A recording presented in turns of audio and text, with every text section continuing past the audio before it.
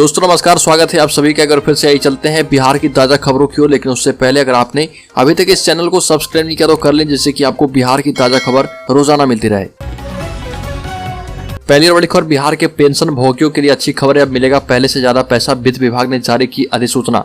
पंचम केंद्रीय वेतनमान के तहत सरकारी पेंशन प्राप्त कर रहे सेवानिवृत्त सरकारी कर्मियों को 396% महंगाई भत्ता मिलेगा। इस संबंध में वित्त विभाग की ओर से अधिसूचना जारी कर दी गई है। इसका भुगतान 1 जुलाई 2022 से देय होगा और यह बढ़ोतरी पारिवारिक पेंशन भोगियों पर भी लागू होगी। इससे पहले पेंशन भोगियों को महंगाई भत्ते के रूप में 381% भुगतान किया जाता था।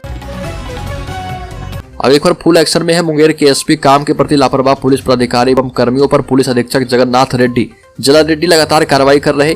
पुलिस अधीक्षक ने कल रात ड्यूटी में लापरवाही बरतने के आरोप में कोतवाली थाना में तैनात जमादार हीरा लाल दास को निलंबित कर दिया। कोतवाली थाना अध्यक्ष धीरेन्द्र पांडे की अनुशंसा पर पुलिस अधीक्षक ने निलंबन की कार्रवाई की है। एसपी का साफ कहना है कि ड्यूटी में लापरवाही किसी सूरत में बर्दाश्त नहीं की जाएगी।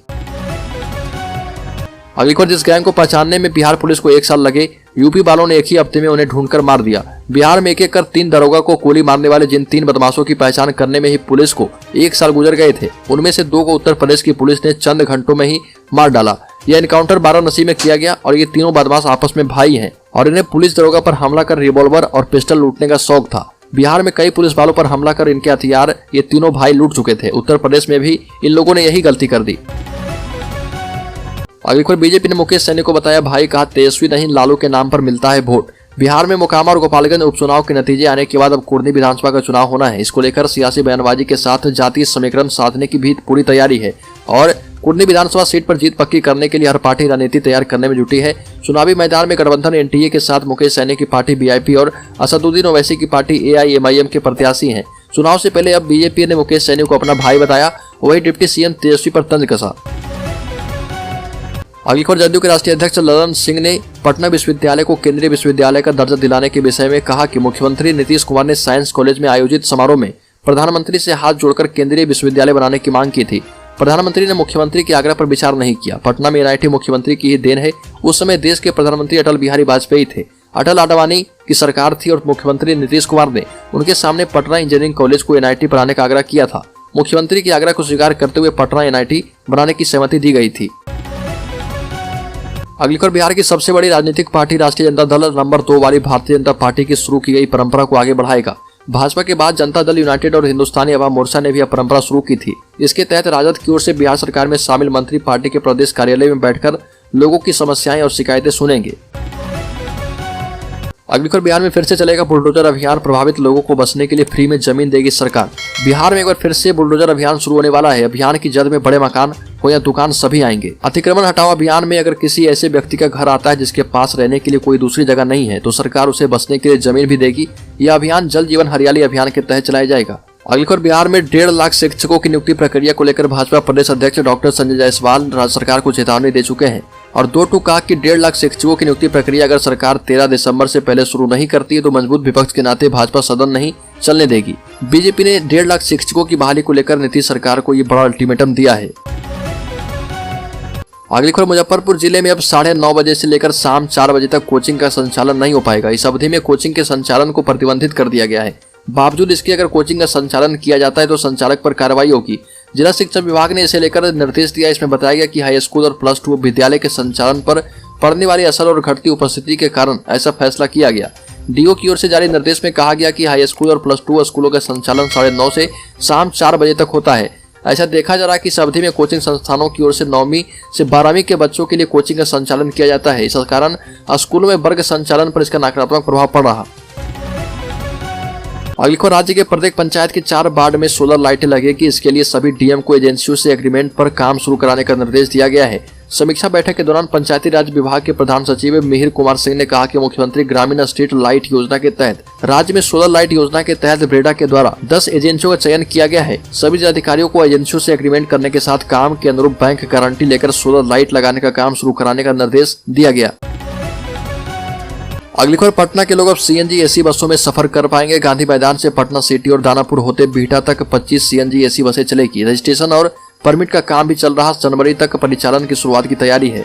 परिवहन विभाग के अधिकारी के मुताबिक सीएनजी एसी बस का न्यूनतम किराया 11 रुपए लगेगा अगली खबर औरंगाबाद में 26 नवंबर को लगेगा रोजगार मेला। गांधी मैदान में सुबह 10 बजे से लगेंगे व्यावसायिक मार्गदर्शन मेला। औरंगाबाद में 26 नवंबर को शहर के गांधी मैदान में एक दिवसीय जिला स्तरीय नियोजन सह व्यावसायिक मार्गदर्शन मेला का आयोजन किया जाएगा। सुबह 10 बजे से ही व्यावसायिक मार्गदर्शन मेला शुरू होगी, जो शाम के 4 बजे तक चलेगी। उक्त मेले का आयोजन जिला नियोजनालय के द्वारा किया जा रहा है, जिसमें निजी कंपनियां भाग लेगी। अगली खबर बक्सर में 1 दिसंबर से आम सभा का आयोजन किया जाएगा। बक्सर जिला अंतर्गत नवानगर और ब्रह्मपुर में सेविका और सहायिका के चयन को लेकर 1 दिसंबर से 7 दिसंबर तक चयन की प्रक्रिया भरने का बक्सर डीएम के द्वारा निर्देश जारी किया गया है, जहां पर दोनों प्रखंडों के 28 केंद्रों पर सेविका सहायिका की बहाली आम सभा का आयोजन के द्वारा किया जाएगा।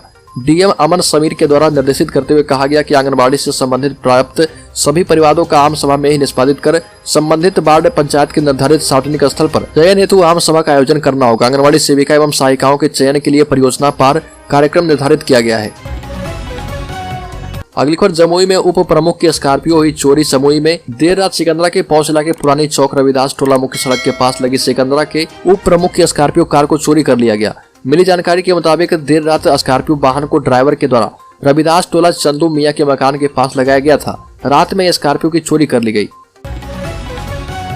अगली खबर सीतामढ़ी में एमडीएम फर्जीवाड़े की जांच हुई शुरू। 3 सदस्यीय कमेटी कर रही है जांच। अब तक 13 लाख की अवैध निकासी की पुष्टि हो चुकी है। सीतामढ़ी में जिला मध्याह्न भोजन योजना में 35 लाख की गबन मामले में 3 सदस्यीय कमेटी के द्वारा जांच शुरू कर दिया गया है। आपको बता दें कि जिले सुप्पी प्रखंड के चर्चित स्कूलों में एमडीएम का परिवर्तन मूल्य की राशि की हेराफेरी एवं गबन मामला सामने आया था। इसको लेकर डीपीओ एमडीएम के द्वारा योजनाओं की जांच के दौरान खुलासा किया गया था। इस संबंध में जानकारी देते हुए एमडीएम डीपीओ संजय कुमार देव कन्हैया ने बताया कि अभिलेखों में पीएफएमएस पोर्टल पर दर्ज प्रविष्टियों की गहन जांच की जाएगी। अगली खबर पूर्णिया में एक बार फिर से सरकारी स्कूल में बच्चों का निवाला एमडीएम का चावल बेचने का मामला सामने आया है।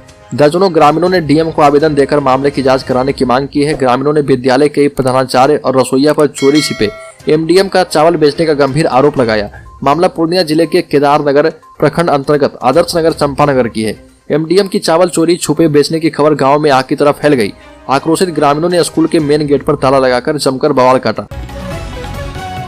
अगली खबर आंदोलन को उतारो। बीपीएससी एग्जाम की तैयारी करने वाले स्टूडेंट्स ऑफिस के बाहर जुटकर रखेंगे अपनी मांग। बीपीएससी परीक्षा की तैयारी करने वाले स्टूडेंट इसको लेकर काफी गुस्से में हैं। अपने रिजल्ट को लेकर राष्ट्रीय छात्र एकता मंच के अध्यक्ष दिलीप कुमार ने कहा कि 12:20 में बेली रोड स्थित बिहार लोक सेवा आयोग के ऑफिस के बाहर छात्र जमा होंगे और आयोग के समक्ष अपनी बात रखेंगे। अगली खबर गया में नाबालिग को 15 दिन घर में रखकर रेप चाकू की नोक पर किया गया था अगवा। गया जिले के डुमरिया थाना क्षेत्र से एक सनसनीखेज खबर आ रही है। इस इलाके की रहने वाली एक नाबालिग युवती को चाकू की नोक पर अगवा करके लगातार 15 दिनों तक अपने घर में रखने और उसके साथ दुष्कर्म करने की बात सामने आई है। अचरज की बात है कि इस मामले में अपने ही घर में रखने वाले युवक के परिजनों ने ना तो ऐतराज ही जताया और ना ही इस बात की सूचना पुलिस को दी। पीड़िता का कहना है कि वह किसी तरह जान बचाकर अपने पास के गाँव में रहने वाली बहन के घर पहुंची है और अपनी आपबीती सुनाई है। अगली खबर समस्तीपुर में के युवक की प्रेम प्रसंग मामले में हत्या कर दी गई। 100 की पहचान अभी नहीं हो पाई है। युवक के शरीर पर कमर के नीचे कपड़े नहीं थे। पुलिस ने आशंका जताई किसी लड़की के साथ उसे आपत्तिजनक हालत में पकड़ा गया। इसके बाद उसकी हत्या करके 100 यहाँ पर गाड़ दिए गए। युवक का शव विभूतिपुर थाना क्षेत्र के केसरी दुर्गा स्थान ढाला के पास बूढ़ी गंडक नदी किनारे गेहूं के खेत में मिला। नग्न अवस्था में युवक की लाश मिली है और लोगों ने ये बताया कि इस युवक की हत्या गला घोटकर की गई। अगली बार जेडीयू नेता करेंगे आंदोलन। सीए एनआरसी ट्रिपल तलाक के खिलाफ सुप्रीम कोर्ट में जाएंगे गुलाम रसूल बलिया भी। सीए एनआरसी और ट्रिपल तलाक के खिलाफ इदारे सरिया कानूनी लड़ाई की तैयारी में है। इसके खिलाफ इदारे सरिया सुप्रीम कोर्ट जा चुका है। अगले महीने इन तीनों मामलों पर सुनवाई सुप्रीम कोर्ट में होनी है। इसकी लड़ाई शुरू हो रही है बिहार से। बिहार के जेडीयू के बड़े मुस्लिम नेता गुलाम रसूल बलियाबी जो केंद्रीय इदारे सरिया के राष्ट्रीय उपाध्यक्ष हैं, जो वकीलों की फौज के साथ 2 दिसंबर को सुप्रीम कोर्ट जाने की तैयारी में है।